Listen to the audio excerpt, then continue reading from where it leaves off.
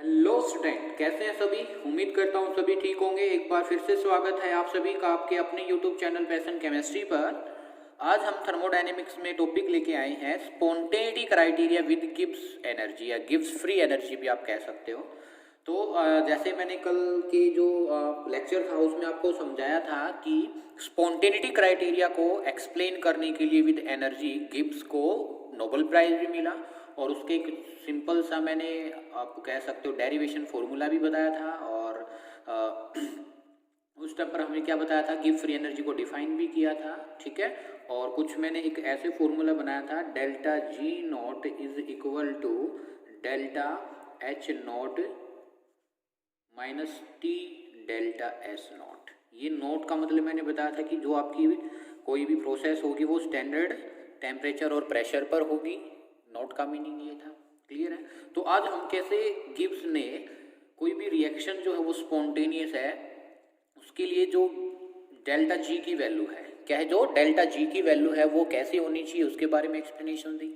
तो चलिए स्टार्ट करते हैं आज का हमारा वीडियो। और इस वीडियो के साथ साथ में आप जरूर नोट्स प्रिपेयर करें अपने, ठीक है, ताकि आप नेक्स्ट टाइम तक कभी भी पढ़ो तो आपके पास रिवाइज करने के लिए मटेरियल हो। ठीक है, तो चलिए स्टार्ट करते हैं। एज वी नो दैट कि कोई भी reaction, as we know that कोई भी रिएक्शन जो होती है वो स्पॉन्टेनियस क्यों होती है। वाई एनी रिएक्शंस या why any system are spontaneous in nature. आपसे क्वेश्चन ये हो सकता है, why any system are spontaneous, why any system is spontaneous।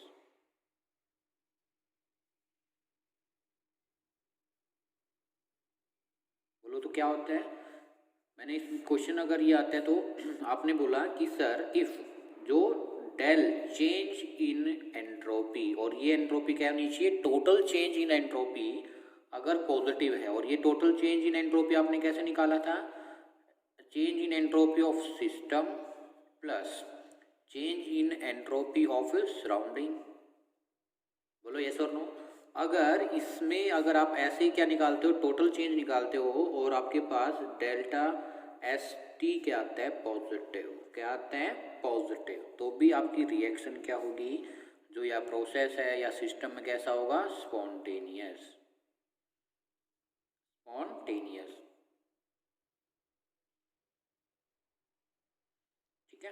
ये क्राइटेरिया किसने, एंट्रोपी की रिगार्डिंग आपने पता लगाया था। लेकिन आज हम जो करने वाले हैं, एज वी नो दैट अगर हम अब गिब्स के अकॉर्डिंग चलते हैं तो एज वी नो दैट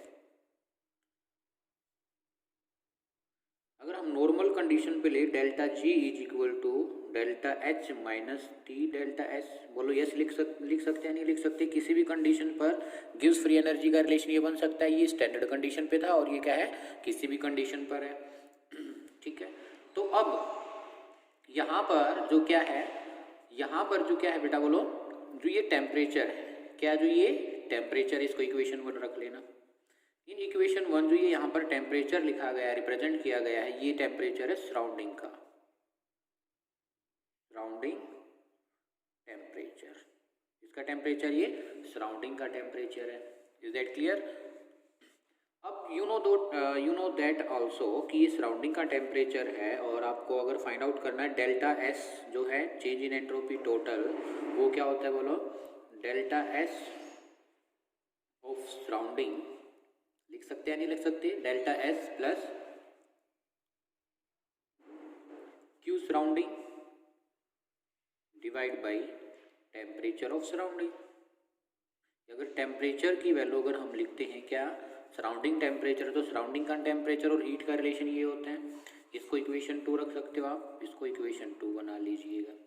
ठीक है, अब यू नो दैट मैंने पीछे बताया था क्यू सिस्टम है, या जो क्यू आपके पास क्या है, surrounding, Q surrounding equal to Q minus of Q system. इसको आपने पीछे दिखा होगा, क्या लिखा होगा, Q system is equal to minus of Q surrounding, बात एक ही रहेगी। ठीक है, तो ये क्या आ गया, माइनस क्यू ऑफ सिस्टम, यानी कि हीट ऑफ सिस्टम क्या होती है, negative of surrounding. Is that clear. अब अगर हीट नेगेटिव हुआ, क्या हुआ, हीट नेगेटिव हुआ, तो बोलो इसकी एंथैल्पी जो है, एंथैल्पी यानी कि change in enthalpy, change in enthalpy of क्या, सिस्टम। अगर मान लो आपने क्या किया, जो मैंने क्या बताया था तब एंट्रोपी का टॉपिक पढ़ाया था, तो वहाँ पर बताया था अगर सिस्टम हीट लेता है तो सराउंडिंग से लेता है, हीट देता है तो भी सराउंडिंग को देता है। अब यहाँ पर माइनस क्यू सिस्टम का मतलब क्या है, सिस्टम ने हीट रिलीज किया तो रिलीज किया होगा, सिस्टम ने एनर्जी दी तो माइनस साइन कहाँ दिया होगा, सराउंडिंग में, तो इसकी एंथैल्पी डिक्रीज हुई होगी। एंथैल्पी क्या हुई होगी, डिक्रीज। तो एंथैल्पी डिक्रीज हुई तो उसको मैंने किससे लिख दिया, माइनस साइन से लिख दिया। किससे लिख दिया बोलो, माइनस साइन से लिख दिया। इसको आप कह सकते हो कि भाई ये आपने थर्ड कंडीशन पुट अप कर दी। अब क्या कहते हैं कि हम जो Q है सराउंडिंग, इसकी वैल्यू हम पुट कर सकते हैं किसमें, in equation two put the value of Q surrounding, put the value of Q surrounding in equation 2। किसमें पुट करो आप, इक्वेशन 2 में पुट करो। तो क्या आएगी इक्वेशन 2, इक्वेशन 2 ये है, तो delta S T is equal to delta S minus, क्या लिख सकते हैं हम बोलो, माइनस क्यू सराउंडिंग की वैल्यू क्या है, माइनस डेल्टा एच, तो delta H divide by T. ठीक है, और remember always that T is surrounding temperature, ये मत भूलना कभी भी, ये कौन सा है, सराउंडिंग टेम्परेचर। कौन सा टेम्परेचर है बोलो, ये सराउंडिंग का टेम्परेचर है। ठीक है, तो ये इक्वेशन कौन सी आ गई आपके पास, जो ये इक्वेशन आई है ये इक्वेशन 4 है। कौन सी इक्वेशन है, इक्वेशन 4। अब अगर हम ऐसा करें कि जो ये इक्वेशन है, इक्वेशन 4 को अगर हम मल्टीप्लाई कर दे टेम्परेचर सराउंडिंग से, इफ वी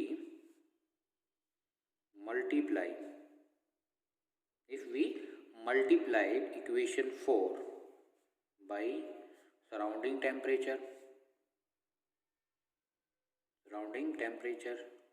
तो इक्वेशन क्या आ जाएगी, T, इसको किससे मल्टीप्लाई किया, टेम्परेचर से, तो T surrounding, delta S T is equal to, ये T का मतलब टोटल है, याद रखना क्या, ये S total is equal to, यहाँ पर मल्टीप्लाई किया तो क्या आएगा, T delta S minus T delta S, इसको भी अगर हम T से मल्टीप्लाई करेंगे तो T से T कैंसिल हो जाएगा, तो क्या बच जाएगा यहाँ पर डेल्टा एस, क्या बच जाएगा बोलो, डेल्टा एस। और आपको पता है देखो ऊपर delta H minus T delta S किसके इक्वल होता है, या T delta S minus H किसके इक्वल होता है, गिव्स फ्री एनर्जी के, किसके होते हैं, तो T delta S is equal to, इसकी वैल्यू जो होगी वो क्या होगी बेटा, वो होगी नेगेटिव ऑफ, क्या होगी बोलो, नेगेटिव ऑफ डेल जी, क्या होगी, negative of del G. Is that clear, बोलो यस और नो। देखो क्यों, यहाँ पर डेल्टा जी क्या है, delta H minus T delta S, अगर इसको मैं अपोजिट लिख दूँ, इसको टी डेल्टा एस को आगे ले आऊँ और इसको पीछे लिख दूँ, तो क्या है, इसका अपोजिट हो जाएगा, और अपोजिट होगा तो कैसा साइन आएगा, नेगेटिव। बोलो कैसा साइन आएगा, negative. Is that clear, is that clear, बोलो यस और नो। अब क्या है, डेल्टा जी को मैं क्या लिख सकता हूँ, delta G is equal to, negative sign को इधर ले आओ, नेगेटिव साइन को इधर ले आओगे तो माइनस टी डेल्टा एस, क्या आ जाएगी, T delta S. Very very important. इससे आपने क्या कंक्लूजन निकाला कि किसी भी स्पॉन्टेनियस प्रोसेस के लिए, क्या कंक्लूजन निकला इससे, किसी भी स्पॉन्टेनियस प्रोसेस के लिए जो आपकी गिव्स फ्री एनर्जी वो कैसे होनी चाहिए, नेगेटिव। कैसे होनी चाहिए, negative. For a spontaneous process delta S total positive and delta S is negative. लिख लिया, चलो फॉर एनी लिख देते हैं हम उसको, for any spontaneous process, for any spontaneous process delta st total change in entropy always will be positive। बहुत बार question पूछा जाता है आपसे, ठीक है, डेल्टा एस और डेल्टा जी में क्या रिलेशन होता है for a spontaneous process, delta S T is positive and delta G का मतलब क्या है, गिव्स फ्री एनर्जी कैसे होनी चाहिए, इज नेगेटिव। कैसे होनी चाहिए, नेगेटिव। ठीक है, ये बात आप हमेशा याद रखेंगे। और अगर इससे अपोजिट क्वेश्चन आता है नॉन स्पॉन्टेनियस के लिए, नॉन स्पॉन्टेनियस के लिए क्या लिख सकते हो आप? For any non spontaneous, for any non spontaneous process क्या होना चाहिए? डेल्टा एस टोटल, इसका अपोजिट कर दो नेगेटिव, और डेल्टा जी क्या आना चाहिए? पॉजिटिव। ये नॉन स्पॉन्टेनियस के लिए रिलेशन है, ठीक है। तो यहाँ पर spontaneity criteria according to Gibbs is complete. इसके बाद एक छोटा सा टॉपिक है third law of thermodynamics, third law of thermodynamics, third law of thermodynamics. ये काफी बार ऑप्शनल में डायरेक्ट पूछ लिया जाता है आपसे। Thermodynamics, third law of thermodynamics क्या कहता है? सुनिए जरा, ये क्या कहता है कि कोई भी क्रिस्टलाइन सब्सटेंस है, solid substance, it state that the entropy of any pure crystalline substance is zero. क्या होती है? Entropy. It state that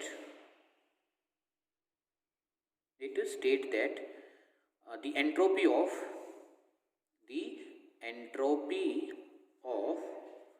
any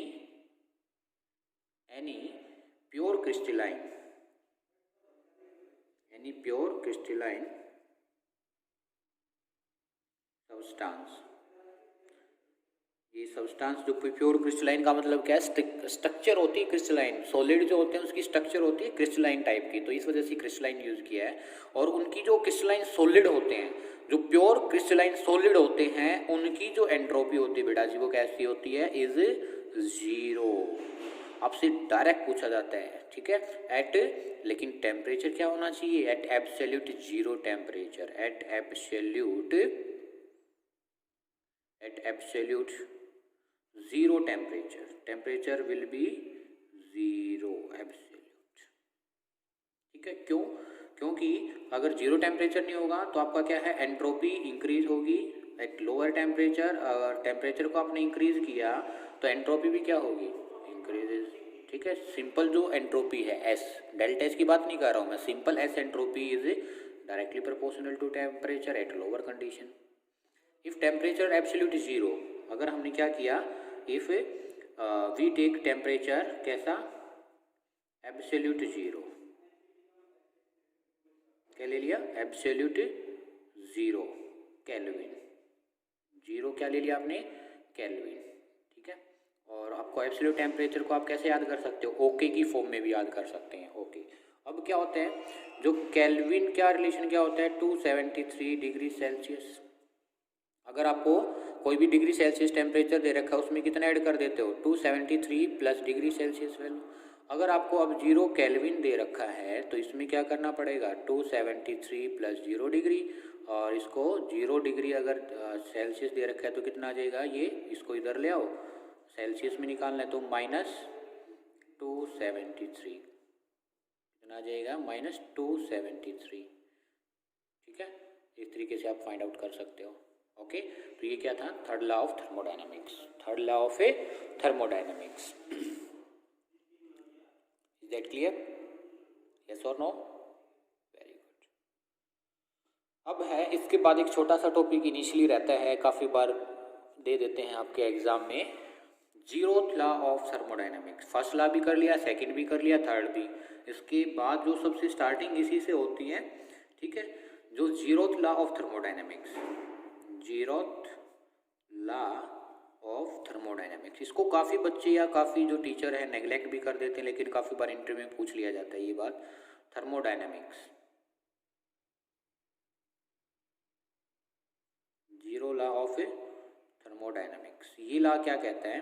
zeroth law of thermodynamics, ये लॉ ये कहता है कि हीट तभी तक ट्रांसफर होगी तब तक जो है टेम्परेचर इक्वल ना हो जाए। यानी कि आप ऐसे भी कह सकते हो, वैसे मैंने आपको ओरली बता रखा है कि हीट तभी तक ट्रांसफर रहती है तब तक टेम्परेचर डिफरेंस रहता है। जब टेम्परेचर इक्वल हो जाता है तो कोई हीट ट्रांसफर नहीं होती। जैसे फॉर एग्जांपल अगर आपने कोई भी क्या लिया, ये सिस्टम लिया, क्या लिया आपने? ये सिस्टम लिया इस तरीके से, और इस सिस्टम का जो टेम्परेचर है बेटा जी वो क्या है? T1। टेम्परेचर क्या है सिस्टम का T1, और इसमें 2 इलेक्ट्रोड आपने पुटअप कर दी। कितनी इलेक्ट्रोड? 2 इलेक्ट्रोड या रोड कह सकते हो आप।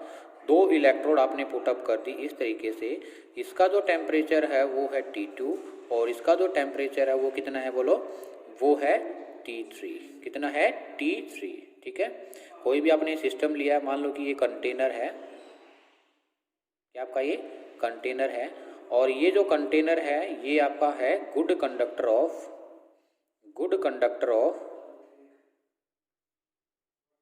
Heat. Good conductor of heat है ये। ठीक है, गुड कंडक्टर ऑफ हीट है। और जो आपने ये रोड डाली है, क्या है? जो ये आपने ये वाली और ये वाली जो रोड ली है, ये भी क्या है? Good conductor of heat. ये भी गुड कंडक्टर है हीट की। ठीक है, अब देखो क्या है, हमने एक सिस्टम लिया, कंटेनर लिया, उसका टेम्परेचर T1 है, 2 रोड डाली, उसका टेम्परेचर, एक का T2 जो रोड है, जो सेकंड रोड है उसका तो टेम्परेचर कितना है? रोड 2 का T2, और रोड 3 का क्या है? जो ये रोड ले सकते हो आप, ठीक है, उसका क्या है? T1। If temperature of container, अगर हमने क्या बताया, इफ टेम्परेचर जो है ऑफ कंटेनर, जो कंटेनर का टेम्परेचर है वो कितना है? T1। If temperature of road, if temperature of road 2, road 2 क्यों? क्योंकि टेम्परेचर T2, इस वजह से उसका टेम्परेचर क्या है? T2 है। और हमने कहा टेम्परेचर T1 किसके इक्वल है? T2 के इक्वल है। टेम्परेचर ऑफ रोड 3 का कितना होगा बोलो? रोड 3 का जो टेम्परेचर है वो कितना होगा? T3। अब T1 किसके इक्वल हो जाएगा? T1 किसके इक्वल हो जाएगा? T3 के।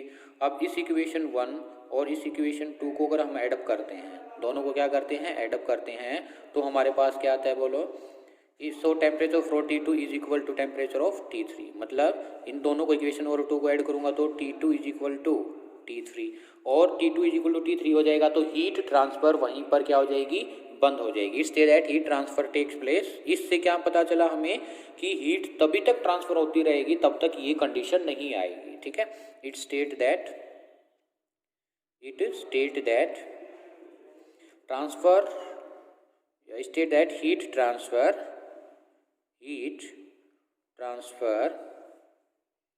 takes place until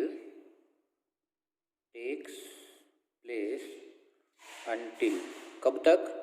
temperature become equal.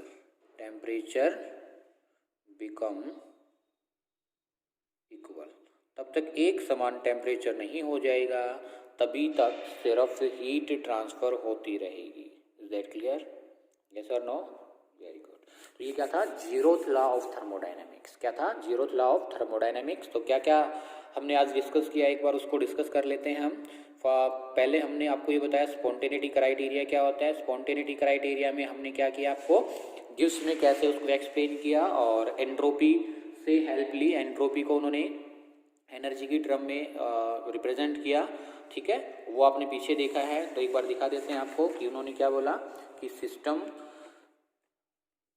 जो डेल्टा जी क्या होता है? Delta H minus T delta S, और ये जो टेम्परेचर होता है वो सराउंडिंग का टेम्परेचर होता है। तो फिर हमने सराउंडिंग के टेम्परेचर की इक्वेशन लिखी एंट्रोपी के रिगार्डिंग, तो ये लिखा। फिर यहाँ से आपको एक और फिनोमिना पता है कि क्यू सराउंडिंग क्या होता है, Q minus of Q system. तो क्यू सिस्टम जो होगा, कितनी हीट है सिस्टम की, वो किसके होता है? एंथैल्पी के नेगेटिव साइन। क्यों? क्योंकि अब एक बात बताओ, अगर सिस्टम हीट रिलीज कर रहा है, ठीक है, तो क्या साइन आएगा? नेगेटिव। और एंथैल्पी भी क्या हो जाएगी? नेगेटिव। ये वाले वैल्यू पुट इसमें कर दी हमने इक्वेशन 2 में। इक्वेशन 2 आने के बाद आपके पास इक्वेशन 4 बन गई। इसको किससे मल्टीप्लाई कर दिया? टेम्परेचर सराउंडिंग से, ये आ गया। और फिर इससे डेल्टा जी से हमने क्या निकाला? Delta G equal to minus T delta S. यानी कि अगर एंट्रोपी नेगेटिव होगी और एंट्रोपी पॉजिटिव होगी और गिब्स फ्री एनर्जी नेगेटिव होगी, तो कोई भी रिएक्शन कैसी होगी? स्पॉन्टेनियस होगी। फिर इसके बाद हमने जो डिस्कस किया वो किया zeroth law of thermodynamics and third law of thermodynamics. Third law क्या कहता है कि किसी भी प्योर क्रिस्टलाइन सॉलिड सब्सटेंस की एंट्रोपी जीरो होती है at absolute zero temperature. At absolute zero temperature पर कितना होता है? जीरो। क्यों? क्योंकि जो सिंपल एंट्रोपी है बेटा वो डायरेक्टली टेम्परेचर के प्रोपोर्शनल होती है एट लोअर टेम्परेचर। इस तरीके से आपको ये सिखाया। फिर 0th लास्ट क्या कहता है कि हीट ट्रांसफ़र तभी तक होता है, हीट ट्रांसफ़र तभी तक होता है तब उन दोनों में क्या रहे, टेम्परेचर डिफरेंस रहे। तो अगर टेम्परेचर डिफरेंस नहीं होगा, इक्वल टेम्परेचर हो जाएगा, तो कोई हीट ट्रांसफ़र नहीं होगा। ये 0th लॉ ऑफ थर्मोडाइनमिक्स है। Is that clear? तो ये क्या था आपका एक छोटा सा टॉपिक इसका रहता है थर्मोडाइनमिक्स का, बॉम्ब कैलोरीमीटर, वो हम नेक्स्ट वीडियो में डिस्कस करेंगे। ठीक है, फिर इसके बाद जो है थर्मोडाइनमिक्स आपकी कंप्लीट हो जाएगी। ओके, तो चलिए मिलते हैं। अगर आपको वीडियो पसंद आए तो प्लीज़ वीडियो को लाइक कीजिए, शेयर कीजिए और कमेंट में बताइएगा वीडियो कैसा था, कहाँ पर आपको प्रॉब्लम रही है। और आप मेरे चैनल पर नए हैं तो प्लीज़ भाई एक सब्सक्रिप्शन ज़रूर दे दीजिएगा, ताकि मेरा जो है मनोबल इनकरेज हो और मैं अपनी नॉलेज को आप तक शेयर कर पाऊँ और आपको मेरी नई वीडियोस की नोटिफिकेशन मिलती रहे। ठीक है, चलिए thank you, bye bye, see you, मिलते हैं नेक्स्ट वीडियो में।